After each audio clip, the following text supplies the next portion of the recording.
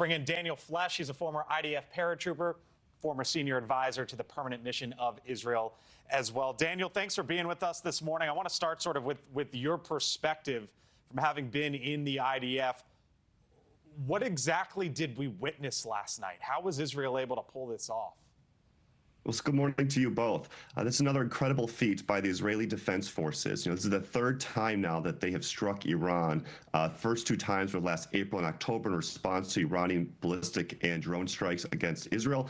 And this came certainly as a surprise to many people. This might have been part of a large and elaborate deception campaign done in coordination with the United States over these last few months as President Trump, as he wanted to, as you mentioned earlier in his Truth Social post this morning, that he wanted to pursue negotiations with the Iranians. But of course, he gave them a 60-day timeline. That timeline was up yesterday. And Israel and the soldiers of the IDF, they've always said that they are going to protect their own country. They are a sovereign nation that's been at war with Iran for the better part of 40 years. Iran also has been at war with the United States. And so to put a fine point on it, this attack last night is a start of a new campaign against the Iranian regime. It does not start a war. It actually potentially is the beginning of the end of one.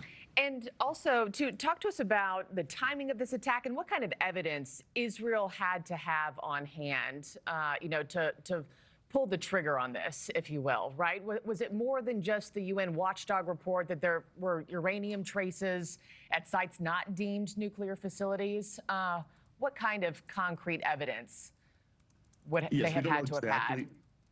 Certainly, we don't know exactly what prompted the decision for Prime Minister Netanyahu to pull the trigger on this attack. But as you mentioned, there are a number of leading indicators. I said earlier that the 60-day timeline the president gave Iran for negotiations was up. The Iranians have always tried to play for time. To extend out the negotiations while they continue to enrich uranium and rebuild their missile production capacity and air defenses that Israel destroyed back in October.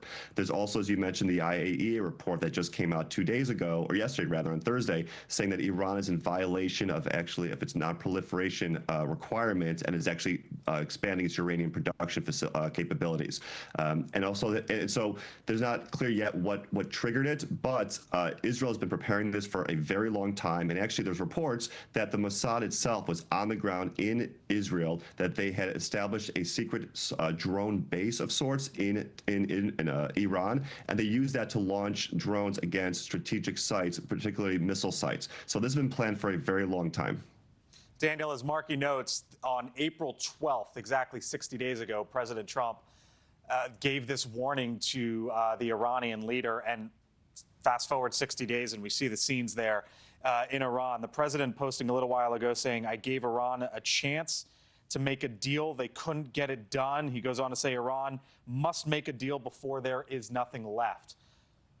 What are the odds that Iran actually sits down and comes together on some sort of nuclear deal, given the Iran nuclear deal, as we call it here in the U.S., or the JCPOA, basically took 20 months to negotiate during the Obama administration?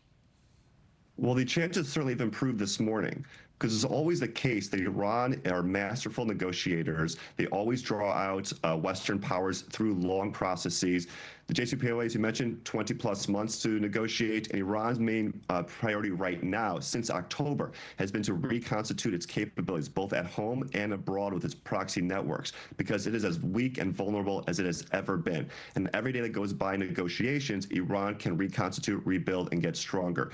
And without the credible threat of military force, Iran faced no fear, essentially. They did not think that either Israel or the United States, or certainly Israel, would not attack because they were being withheld by the U.S. because the U.S. was engaged in negotiations.